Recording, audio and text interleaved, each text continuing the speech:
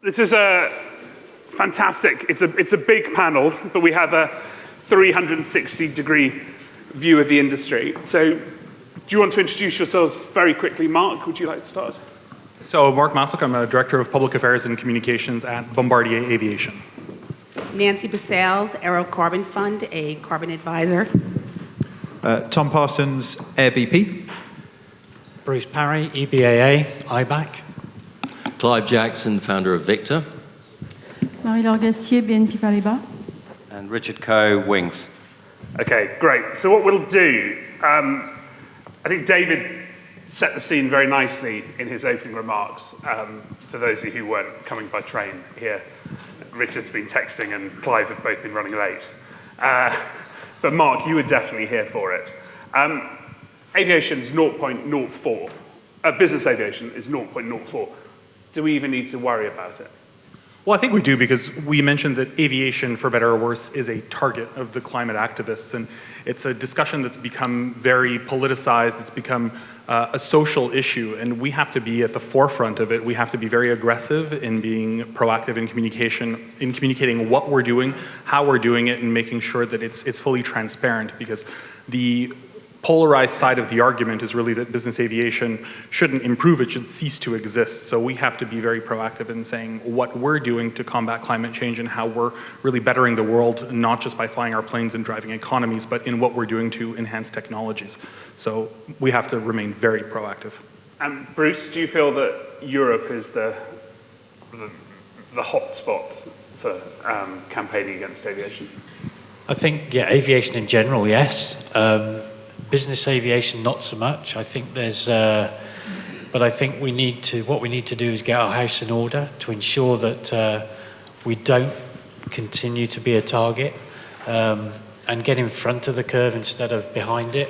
And there are many, many things we can do that, that we can demonstrate that we can do, and Mark's already alluded to that. David Khalil already alluded to it earlier this morning. Marie-Laure? You're based in Switzerland. How do you see it as a... I think there is a huge difference between reality and perception. If you ask people in the street what is the responsibility for aviation in carbon emission, they probably say something like 70%. The reality, as it was mentioned before, is 2%, and private aviation is 2% of 2%, which is 0.04%. So actually it's very low, but compared to the number of people who are flying, maybe it's unacceptable, I don't know. I think what we need is, to keep educating and repeating to people that it brings a lot of social and economic benefits. And yes, there is a lot to do, and we need probably to move further and to move voluntarily.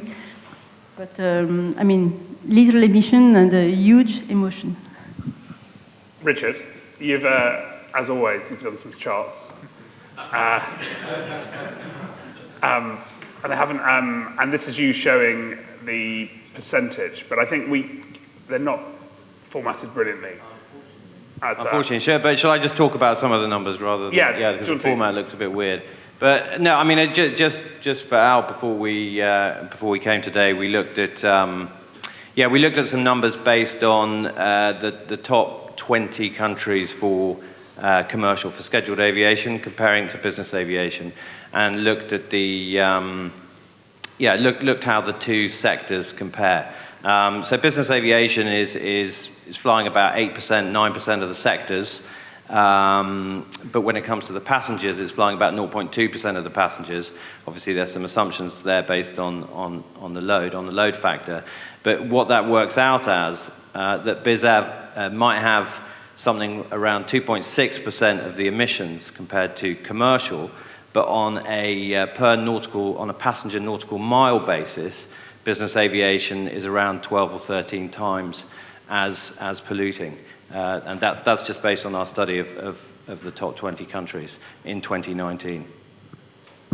Would anyone else like to comment on Richard's calculations? Clive, you looked pensive. Well, in terms of the calculation, obviously, part of that is based on load factor on the commercial airlines if we're looking to make a comparison. But I think, to your point, when you talk to the consumer in the street about emissions, climate change, and what's very topical for Gen Z today, and it is the Gen Z that are driving the debate. When they think about climate change and this climate emergency, they look to the skies. So when we are in an industry that is facing many challenges, we have to think about how do we project ourselves beyond this room. We have to think about how the actions that we take are going to be absorbed and perceived by the consumer and the consumer's ability to continue to buy our products and our services. And I don't think we're immune in any sense. So, whether it's 10 to 12 or in my campaign last year, I said up to 20 times. I think I made this man have a heart attack at that. But I think the whole idea was to say that, look, we are willing to be transparent. And I don't think we can fudge that issue. And it's an important issue. Okay. Nancy? I think we should also consider who's on those aircrafts. The governments, the technology industries, and the corporations that are actually understand climate change, and they're doing a lot within their corporations to fight it. So we need to match that in aviation so that they can fly comfortably. Mark? Well, I think if you look at it from a per pax perspective in terms of absolute CO2 emissions, you have to bring the argument back to why business aviation exists, not just climate change. It's really a necessary part of the air transport system, and that's really the first step in convincing the new generations or even current pundits that business aviation has to continue to operate in order to have a healthy aviation ecosystem. At the same time, it does have to take the right steps to mitigate the carbon impact. Okay, so if I want to do something now, if the people in the room, what can they actually do? Purchase SAF, and once they've purchased it, purchase it again. Driving demand is really going to start with everyone in this room who's a charter operator fueling demand. Obviously, you can also look into offsetting, but at the same time, long-term, we're looking at overall carbon emission in the world, and SAF does just that. Tom, if everyone in the room calls you now and says, I want to purchase SAF, can you do it? So there are certain locations in the world where SAF is now continuously available. As Air BP, we've been supplying on a pretty much continuous basis since 2016 in the Nordic countries. However, it is still in limited locations only from a global perspective. And to David's point earlier in his remarks, he was saying there's only 3 producers today. And it's a great point that Mark makes, that the more the demand grows, the more those investments in supply come through, and that builds. Yes, sure. I mean, going on from what Tom said, we demonstrated with the work we did for the World Economic Forum recently that we introduced the book and claim system, and this is very, very new for us. But it's very, very similar to the domestic energy market, where you buy renewable energy. It doesn't necessarily go into your house; it goes into someone else's house, but you still pay for it. So the plan was that we had book and claim available at 3 locations in North America, and the fuel would be available at Van Nuys Airport. Now, this gives us 2 advantages. It makes the fuel available, even if it's not going into your tank, and it also decreases the amount of transportation we have to do due to the limited supply that we have. So this is another step forward. We're inching forward with better things all the time. Tom, when will it be available at all the major business jet airports, month and year? So I think it's going to be, you need to step back and think, so what are we trying to drive with the use of sustainable aviation fuel? It's trying to reduce emissions. So if we're making very long supply chains, we end up defeating the object to some extent by creating too many emissions in the transport of that fuel. So I think we need to be considered about where we put it, trying to incorporate where that demand is. As Bruce mentions, there are other ways to manage that, and trying to ensure that that investment comes through, that production comes through. But as we look over the long term, it's going to have to become ubiquitous in order for us to get towards the kind of 2050 objectives that the industry has. And this is both commercial aviation, passenger jets, as well as the business aviation space. We're all working towards that kind of 50% reduction of CO2 by 2050 compared to 2005. That's going to need very high levels of SAF globally, so it's going to have to become ubiquitous. By that point, the question is it in the end of this decade, the end of the next decade? When does that come through? Anyone else with comments on SAF? Richard? I mean, yeah, I think that the question would be, is there enough, what does it take to get the productive capacity together to replace, kerosene with SAFF? And what byproduct in terms of emissions does that have? Yeah, I think the important thing here is the SAFF coalition was quite timely when it got together in 2017, 2018, because for one single individual to move the needle on this subject with SAFF is very, very difficult. So I think the collaborative process that we have within the industry is working very, very well, and we're making more than inches forward than we were previously. But it also plays into the climate goals that our sector has too. Okay, let's go to some audience questions. I know this is one you're going to be very happy answering. Not all of them will be like this.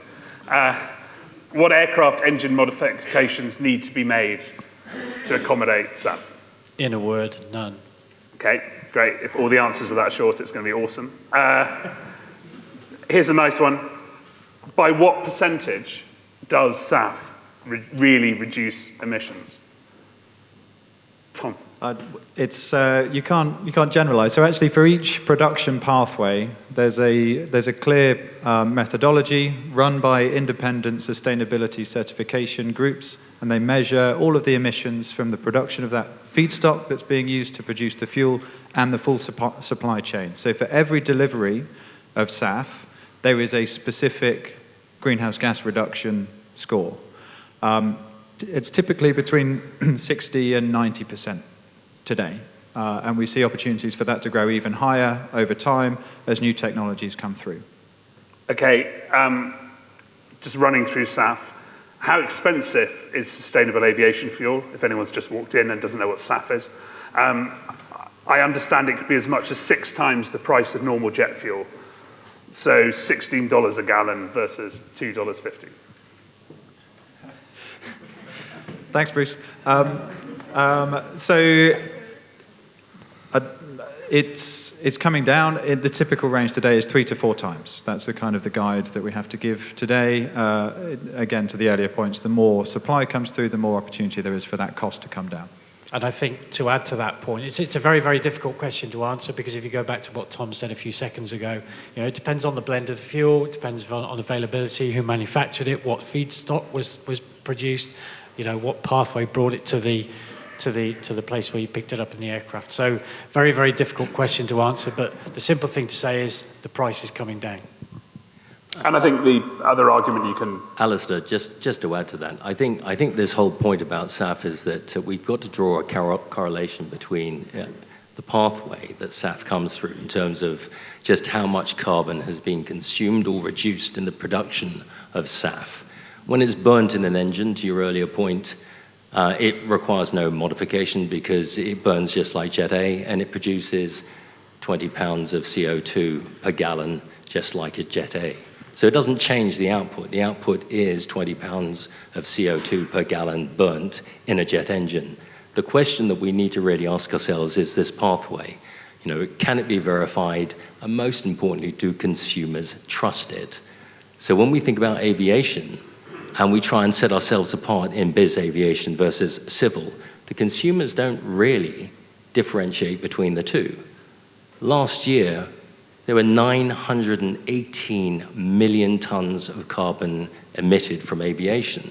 So we have to draw a correlation between what we do and the output, not what we do because we think it's a good thing, but we have to demonstrate to people outside of our industry that we are doing something that can be measured. And that point about that 92% of the audience in this room feels it's a major threat to our industry, you bet. I think one of the questions I'd like to see up there fundamentally is, do we think we're doing enough to combat that threat? Not that we recognize the threat, but are we doing enough? Mark, sticking to SAFF very quickly, and then we're going on to, I promised Nancy, we're going to go on to offsetting. They're asking about the performance of SAFF compared to traditional Jet A. From an OEM perspective, the plane doesn't know the difference between SAFF and Jet A from fossil fuels, it is the same fuel chemically. Once it reaches the engine, we've done all the work with all of the OEMs to make sure that it's in the flight manuals, that you can take it aboard every aircraft. It's really a difference of source. So the fuels are sourced from different feedstocks, and the carbon reduction comes from a life cycle of the fuel. So it's from production to burning in the aircraft and then recycling in the environment. So from an aircraft perspective, it's chemically identical. Okay, so many more questions coming through, including some which we'll get through to. SAFF, are governments doing enough to support it, Tom? So I think that they're kind of beginning to act. I'd say as a government, you have a balance to strike between all the different areas of transport that you're trying to decarbonise, and until recently, there hasn't been the availability of SAFF to really drive policy in that direction. That's starting to shift. We're seeing the first government action requiring the blending of SAFF in the aviation fuel supply. That started in Norway last month. So through 2020, 0.5% of all the aviation fuel consumed in Norway will be SAFF. We're expecting Sweden will follow next year. Other European countries are already discussing that as well. So we're expecting that to come. So it's starting. However, there's a risk that if governments don't act in concert here, that you end up with big distortions in terms of the cost of refueling in different locations. Tankering will increase. That may result in more emissions because of the extra load being carried rather than the actual policy goal you're seeking. So all we would say is let's try to make sure that we act together in this. Bruce, what should the business aviation community be doing to lobby governments? The business aviation community should be doing as much as they possibly can. I mean, we have the low carbon fuel standard in California and Oregon in the US. We have, as Tom said, some mandates in the European Economic Area. But what we really need to see is we really need to see this across the board, so that instead of having a situation where, you know, the industry is push, and there's that grey area where there isn't fuel available, or it's deemed too expensive to use, or people are tankering because they don't want to pay the extra cost, and so on and so forth. So there needs to be a level playing field, but we're very, very much in this together to make sure that we push forward continuously. Okay, so one of the questions from the audience, let's move on to offsetting. Here's a nice question. Shouldn't we be planting trees now to deal with the problem that exists now, not waiting for SAFF to be more readily available? Nancy. Well, first of all, I think planting trees is not the only way to reduce emissions, but other than that, offsets should be used to bridge the gap. So what we want to see is we want to see more SAFF online and more coming online, and we want to see more efficient aircrafts and better operations, and use offsets to bridge that gap until we get there. And you've been working on aviation offsetting for 15 years. 15 years ago, there might have been 7 people in this audience listening to this conversation, and now we have a full house. So it's really interesting to watch that evolution of understanding that this is something we need to take action today on. Marie-Laure, what do you think about offsetting? Well, I think a lot of good things. I think just to make the bridge with what was said before, I think one of the issue with SAFF is there is a different kind of SAFF and different consequences in the carbon emissions, and when it comes to offsetting, it's very difficult to factor the quality of the SAFF into the quantity of carbon emission that have to be offset. So there is SAF is expensive, and there is little benefit when it comes to calculating the offset, unless I'm wrong. But for offsetting, I think it's obviously a very good thing. I think this is the thing to do. I mean, if there is only one thing to do, this is offset carbon emission, because it's not technical, it's available now. There are a number of platforms available online. I can mention Climate Seed, that we know very well. There is also Atmosphere, FAIR. On this platform, I mean, the good thing is that we can, I think we can buy certificate into project having a negative carbon impact. So I think that's very good. It's not like just buying a forest, because in that case, the ownership of the forest changes, but there is nothing new for the planet. The idea of offsetting carbon emissions through this kind of platform and negative impact project is that this project would not exist without this investment. So it's really something new for the atmosphere and for the planet. And I think this is something we can do. And to be honest, I think this is the only thing. My personal view is that business aviation should make it voluntarily and completely, because this is the best way to protect the industry and the future.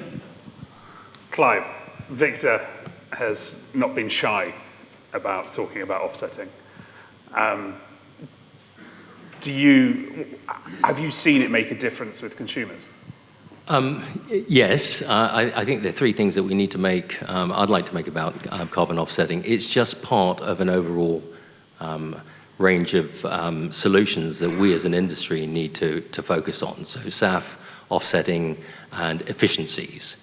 The efficiency play is really about our aircraft in the air, our aircraft on the ground, and the amount of carbon that is just unnecessarily being burnt through ATC delays, and it is significant, particularly in Europe. And again, if we look at the overall industry, 42% of all commercial airline traffic flew with a delay last year. You break that down into carbon, it's massive.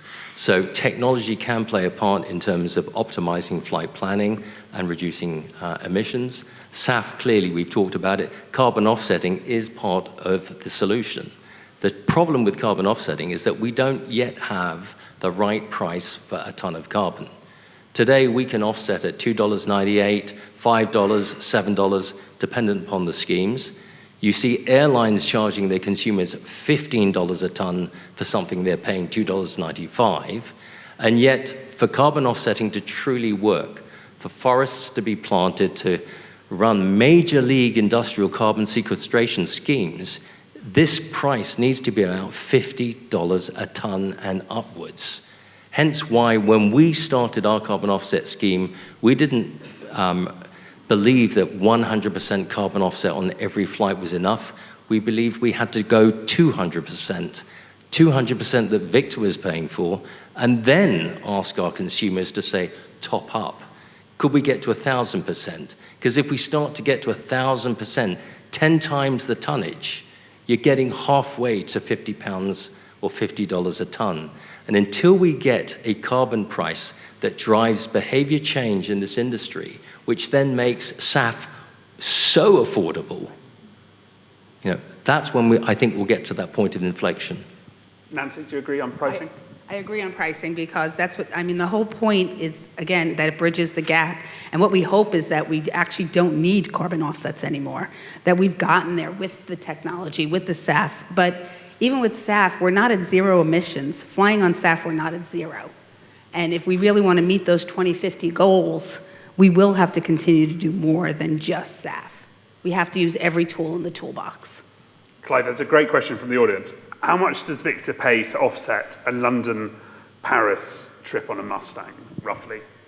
Well, I can talk to you about what we're paying over a 12-month period, because down at that level, that's way too granular, and it looks at the flight planning and routes, and it's a price per mile. And I think we've built a calculator with our sister company, Rocket Route, which does dynamic flight planning. So we'll get more accurate than what's currently out there in terms of how ICAO calculates carbon emissions. But over the course of 12 months, from the 1st of July, when we started our campaign, I think we'll probably offset something in the region of about 60,000 tons. And at about $3 a ton, you can do the math on that. I can't. Yeah. So, just short of 200,000 euros or $200,000 in 1 year. And to put into context, that's come out of our marketing budget. So whatever happens here as an industry, we know that someone has got to pay for it. Is it the consumer? Is it the operator? Is it the passenger? Who pays for this? Someone has to, right? And whether it's SAFF at 3x or 2x, Someone has to pay for it. And if we think we can continue without recognizing that no one's going to pay for this, we're deluding ourselves. Nancy, can you give me a figure for London, New York, or roughly? I'm actually going to give you a per gallon figure. Okay. I think it's just an easier way. You're talking about probably around 7 cents, 5 to 7 cents per gallon to offset the carbon emissions from that gallon of fuel.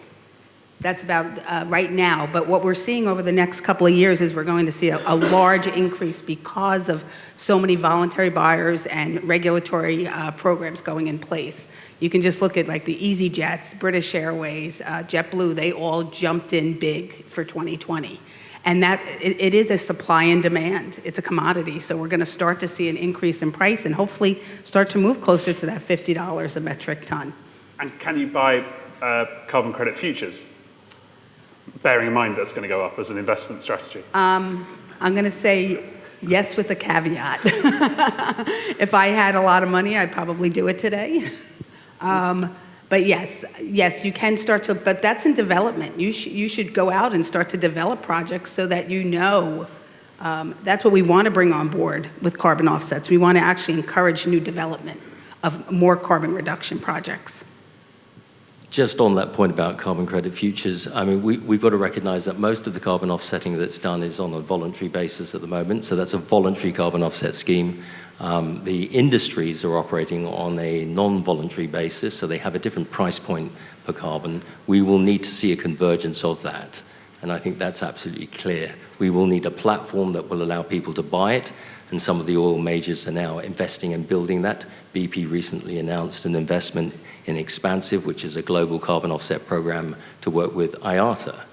But fundamentally, the consumer, or the operator, or the industry, or the FBO, whoever has to pay for that, has to believe that that dollar that goes into that carbon offset program absolutely has transparency and accountability and can be audited not for 1 year, but for 10 to 20 years. And that means the price of carbon will go up. Richard, you're very much into the data and the analytics and looking at the cost. What are your thoughts on offsetting? Yeah, by the way, I think that trip would be about 3 or 4 tons from just thinking about our numbers. So, you know, I think Eurocontrol posts a kind of €25 per ton price for carbon at the moment. So that might be the added cost, perhaps, for a flight. But yeah, I mean, you know, I think that it's clear the aviation industry has put offsetting, even if it's part of the solution, as kind of front and center. I think the interesting thing in Europe, particularly this year, is because there's a new executive at the EU and they've put Green Deal at the top of the list.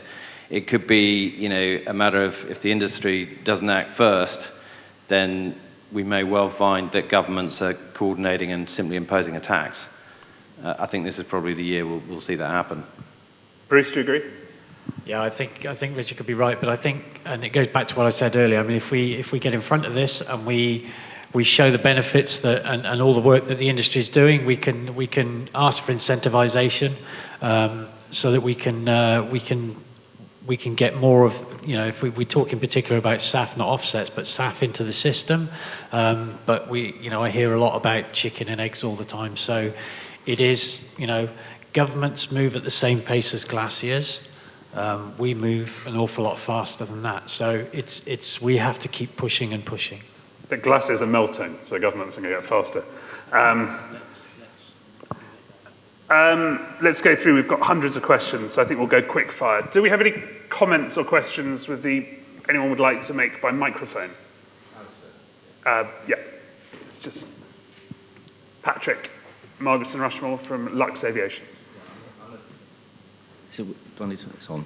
I'm a simple operator, and I've got a very simple question because I don't quite understand the carbon offset. We pay in the UK alone £250,000 on credits that we have to buy. Why does the price vary in the market? Because the implication to me, it appears to be that someone else is making the profit on the margin. If I put £1 in, surely £1 is invested in. So why is the price going to be double or triple? Maybe that's a question for Clive. Or Nancy?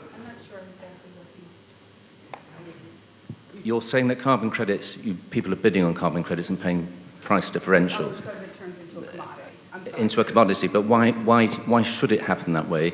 £1 invested or paid over should be £1 invested in a project. Oh, I will agree with you on that, but what you also have to remember is there's verifications and validations and auditing that has to happen. We have to ensure that these are real, additional, not business as usual. They have to be retired on a platform so they're not double counted at any point, whether with a government or an individual. So there's other processes that have to take place with that carbon credit. It starts out as a project, say a cook stove in Kenya that wants to put something in place, and that funding from each of that metric ton of carbon that gets reduced helps them do that, because they wouldn't be able to do it otherwise. But then it needs to go through a process so that we can ensure that it is transparent and it's real and it's truly happening, that someone's going out there and actually checking that project on a yearly basis to make sure that 10,000 metric tons were reduced that year and they can go into the market. So there's other pieces that go into that fee that you paid, that carbon credit, and just the funding to the project. Is it really a multiple of what I'm paying in? Is it a multiple? It depends. Because that's the implication I'm taking, that's what's happening. It depends on the technology. So there's lower cost carbon credits. You say landfill gas in the US is a low price carbon credit. And then you get into forest management that can, it's going up to $20. They're talking about soil carbon coming in at $30 a metric ton. I think, and Patrick, it really comes back down to the efficacy of the scheme. And there's an awful lot of schemes out there, and not all of them are equal. In terms of the point about, is there a lot of money being made on the $2.95 credit? No, there isn't. And to really operate, if $2.95 was the actual cost and every scheme was equal, you'd probably need to double or treble that if you wanted the efficacy and the audit trail, which would need to be provided by a third party. No one wants to mark their own homework. I mean, they probably do, but the issue is we won't believe it. Just as you and I, who spend real hard cash on carbon credits, we want to know how effective is it. So these carbon credits, this whole industry needs to go through a form of regulation and a form of transparency, because today it's the best we've got, but in 5 years' time it will be a multitude better in terms of its efficacy and its transparency. But to do carbon credit offsetting on an industrial scale, it has to be up at the $50 a ton. We just don't do enough of it. Thank you. Okay, any more questions? Okay, then let's just do quick fire through Slido. We've got lots. Mark, how do you see the perception in the US versus Europe of the impact of business aviation and the contribution to climate change, flight shaming? Well, you see it growing around the world, but if you bring it back to the societal issue of business aviation, a few years ago we would talk, even here in this forum, of how is business aviation perceived around the world, and we know it's had its challenges and we've been combating those challenges. It's like all that's been washed away, and the environment is really kind of, I guess, the stick the general public is beating the industry with. In the US, we find that, from a societal perspective, more open to wealth creation, glamorizing or supporting kind of wealth and prosperity, what you would call, I guess, the American dream in a simple term, versus US, you have a lot more social-leaning government. So all of that, I guess, discourse translates onto the business aviation market in a negative way, and then the environment kind of amplifies that even more. So a little bit slower adoption in the US from a perception standpoint than in Europe. Europe, I think, right now is the first battleground, but we can't take any market for granted. Okay, Marie-Laure, isn't offsetting simply greenwashing? I think the good thing in the question is that people ask themselves whether, how they should offset and if it's good for the planet or not. Actually, I don't have the answer. What I can say is that there is a range of prices, there is a range of projects. Certification is key, so it's very important to have the right certification to make sure that this is a real project. The project is monitored through the time, the certificate is not sold twice or 3 times. So I think this is very important. And then I think there is a way not to make it greenwashing, but it can also happen. What I can add is that, and on a slightly different perspective, is that financing is key for the industry. And I don't know yet how, but in the very near future, financing will be more and more available only for sustainable projects, sustainable assets. the banks will be willing to compensate their carbon emissions. So they will be also part of the process to support the industry in this evolution. And they will obviously check if offsetting is real or not, and contribute to the certification and to the process in order to improve the system. But for sure, the banks will be are very careful about these subjects. Nancy, is it greenwashing? Carbon offsetting is not greenwashing. How you communicate it can be. I think you need to be careful when it does go to your marketing departments. I call it carbon accuracy. Make sure you work with people. You're being transparent about what you're doing. You're communicating it to your constituents, your stakeholders, your customers properly, and you're not overstating. And then it's not greenwashing because it is funding a project, and we have those transparencies in place to show that trail. Bruce, is greenwashing a bad thing? Yes, it is. You thought a long time. No. I think if we talk about it in terms of single item things, that's very, very difficult. I mean, the industry itself, our sector is, we put the business aviation commitment on climate change in place in 2009. I'm sure you've all read it in the room, and you can answer questions on it very, very easily. But the thing is, it's a question of making sure that you use the basket of measures that's available to you, including SAFF, including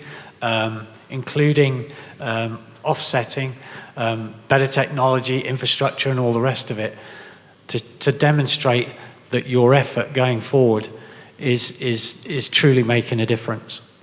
Alasdair, I think one of the things that will address this issue of greenwashing is really the points that most of the panel have made, which is greenwashing and the transparency. So fundamentally, every operator, anyone engaging in any form of carbon offsetting should publish the emissions that their company, their aircraft emitting on an annual basis to make that auditable, and then to demonstrate what they are doing to offset that. If you want to get the consumers to trust you, publish how much you emit every year, and then publish what you're doing about it.